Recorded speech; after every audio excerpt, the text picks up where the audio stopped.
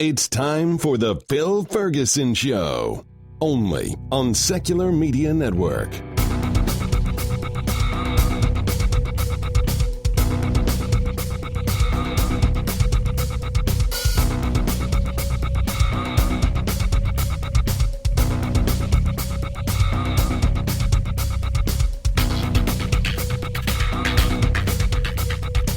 Buongiorno tutti.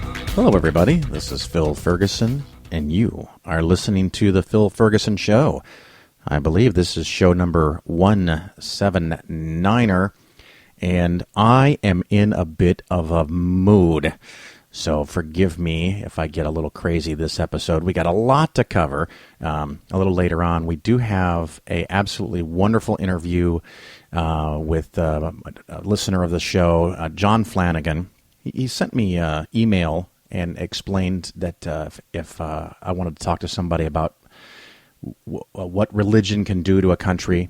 He served in the U.S. military in Bosnia, and so we talk about his experience in the military. And, of course, John, thank you so much for your service to this country. So we talk about Bosnia and how that country came into being and how religion tears apart, and will continue probably to tear apart that part of the world. And then John also sold annuities for a while, so we're going to get an insider's take on the annuities. And he kind of scared me a little bit. He has some things that I would say I honestly disagree with him on, but that's okay. Everyone doesn't have to agree with me 100% of the time. He's very positive on his experience in selling annuities and thinks he had some good products that help people out. And maybe I'm not as optimistic as he is.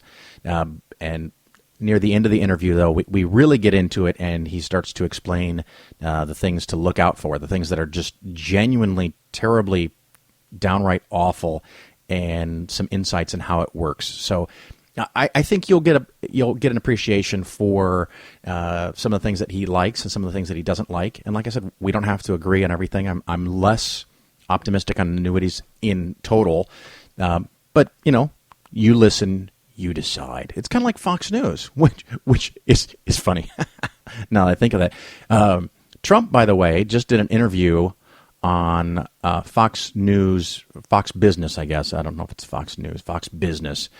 And what I want to do is play that little bit here for you in its entirety. And then what I want to do is go back and bitch and moan about all the little pieces.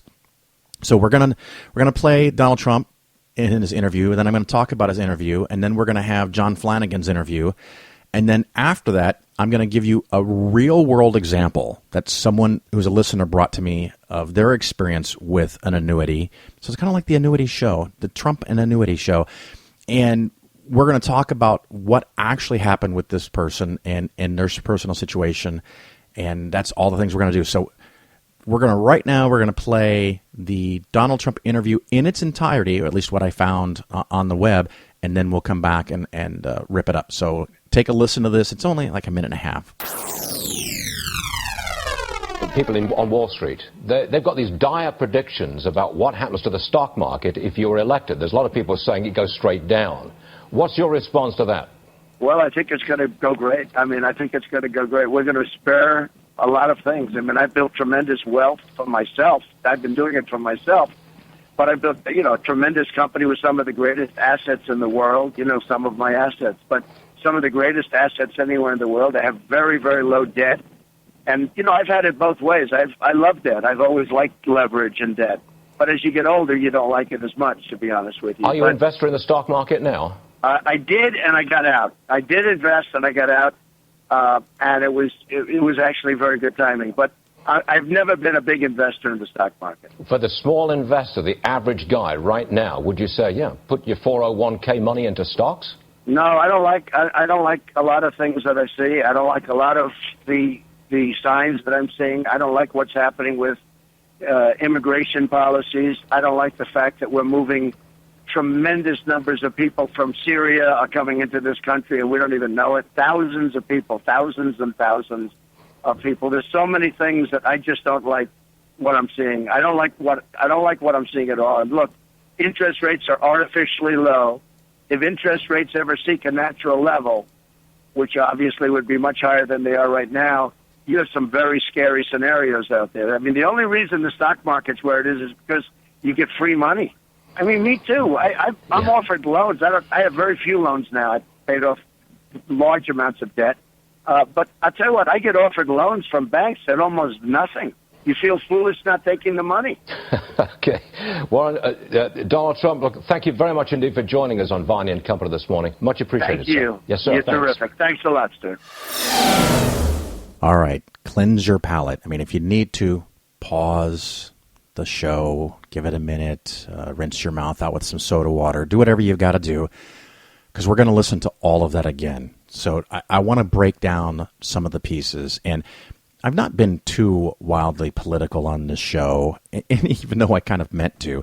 But this one's going to be pretty political, so forgive me in advance if that's not what you're here for. It will only be a few minutes. It's going to be okay. I cannot stand Donald Trump. I loathe Donald Trump. And I think this, minute and a half, I guess it's almost 2 minutes of audio kind of sums up a whole lot of the things of why I don't like him. So let's just jump into it. We're gonna have some fun with it. We're gonna play with it. Let's just do this, and we're gonna start right at the very beginning again. People on Wall Street, they've got these dire predictions about what happens to the stock market if you're elected. There's a lot of people saying it goes straight down. And that's true. There's a lot of people, and I would be one of them. Donald Trump has previously said that he wants to borrow a lot of money to improve infrastructure and borrow money when you can, when it's cheap. All right. I'll actually have to admit, I agree with Donald Trump in that regard. Okay, there, I said it. But then he followed up by saying, and if it doesn't work out, we'll just renegotiate the terms of the bonds. So U.S. government bonds, short-term ones, pay 1.5%. Long-term ones currently, as of today, pay 3.5%, 3.6%, 3.8% maybe. If you think there's a chance that when Donald Trump gets elected, that you're not going to get 100% of your money, plus the 3%, no one in their right fucking mind is going to buy U.S. government bonds with the idea that they're only going to get 3% if you might lose 10, 15, or 20% of your money. You can get those bonds in Venezuela. You can get those bonds in my beloved country of Italy.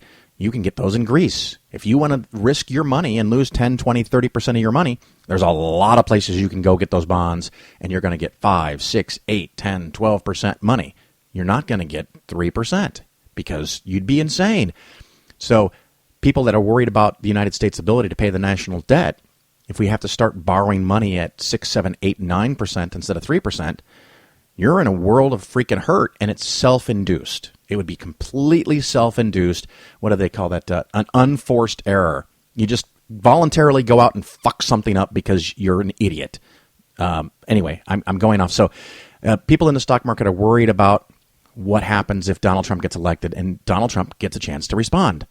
What's your response to that? Well, I think it's going to go great. I think it's going to go great. We're going to spare a lot of things. I built tremendous wealth from... Okay, he's going to spare a lot of things. A, I don't know what that means. B, he built a lot of wealth. No, he fucking hasn't. Even if you take the amount of money he was given by his father and the amount of money he claims to have, which I think is a ludicrous claim. If you hadn't heard it yet, Mark Cuban went on this whole rant, and he claims that Donald Trump only has several hundreds of millions, which is a lot of money, but he started with at least $50 million plus grants, loans, gifts from his parents, his dad, over and over and over again. He has done a terrible, terrible job. Even if you take his most optimistic number today, that he claims that he has $8, $10, $12 billion, he would have more money if he had just put it in the stock market, in the S&P 500, and let it grow. But yet he's done all this stuff. He's built his brand, and he has. He might win the election. People want to vote for the guy. People have a positive image. I don't understand it, but they do. But anyway, he's built a lot of wealth, so he's very, very optimistic that if he gets elected, which of course he thinks he does, because he wouldn't be Donald Trump if he didn't have an unrealistically optimistic idea of what's going to happen to him and that he can do it. He is the epitome of positive thinking. No matter how much money you lose, I plan to do that. No matter how much debt you have, I love debt. I plan to do that.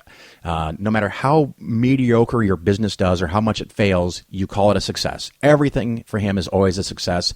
Everything is always rosy. Everything is always sunny.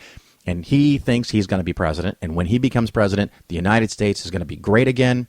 And the market's going to go up, up, up, right? That's what we would expect his answer to be. But hang on, here's what happens. Myself, I've been doing it for myself.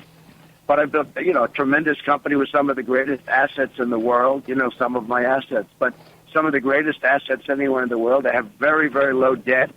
And, I've had it both ways. I love debt. I've always liked leverage and debt. But as you get older, you don't like it as much, to be honest.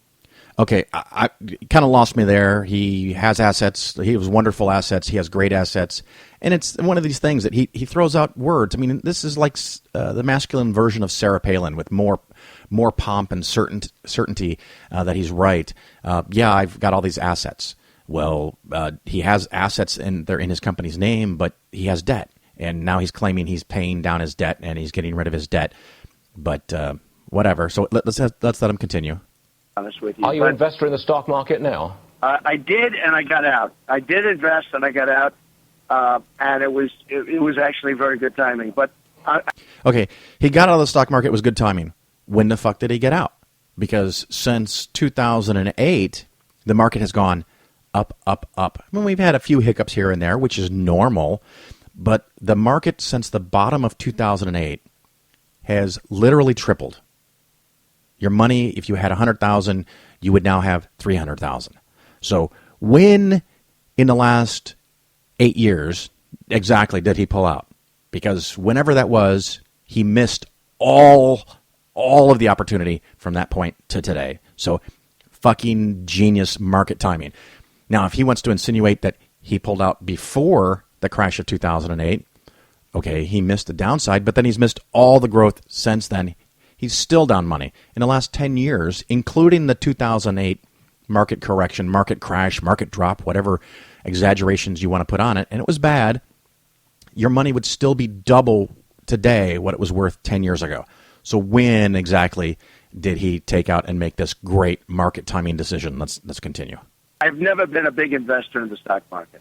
Okay, so he's never been a big investor in the stock market, so he doesn't know what the fuck he's talking about. Thanks for letting me know, Donald. The small investor, the average guy right now, would you say, yeah, put your 401k money into stocks? No, I don't like a lot of things that I see. I don't like a lot of the signs that I'm seeing. I don't. He doesn't like the signs that he's seen. He just said that the market's going to be great because he's going to be president. Well, I'm assuming in the 30-second since he said that, he still thinks he's going to be president, and now he says he doesn't like the signs, and he's warning people to pull out of the stock market.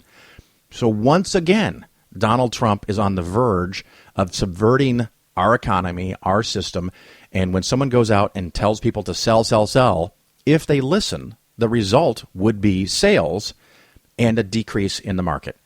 So it's a self-fulfilling prophecy that could be created if people listen to this guy. So he says it's going to be wonderful, and then he says it's bad, and he sees signs, and he doesn't like the signs that he sees. So what are these signs? The fact that unemployment continues to fall in a general trend, the fact that the labor force participation rate has started to increase, the fact that wages are going up, the fact that the GDP is growing, the fact that the number of people that are being laid off and fired is dramatically down from 8 years ago when Bush was in charge. What is this fact that these signs that he's seen that are creating fear and panic in him, despite the fact that it's going to be wonderful in a few months when he becomes president? Let's listen some more. Like what's happening with immigration policies. I don't like the fact that we're moving tremendous numbers of people from Syria are coming into this country, and we don't even know it. Thousands of people, thousands and thousands of people. Okay, so the number one sign that the economy and the stock market is going to go down is immigrants. It is we're going to move thousands of people. We're moving people in that we don't even know about. Well, if you don't fucking know about it, how is it that you know about it? Yeah, and they're undocumented. Well, there is a system in place. It's a rigorous system. And the last number I heard, and of course someone can correct me and someone will correct me. I'm sure I have some Trump fans that listen to the show. We're talking about 20,000 people maybe. Okay, maybe it's 100,000 people. Does Donald Trump understand how many people are in the United States of America? Does he? I mean, I think someone should ask him. There's at least 300 million people. 100,000 is a very, very, very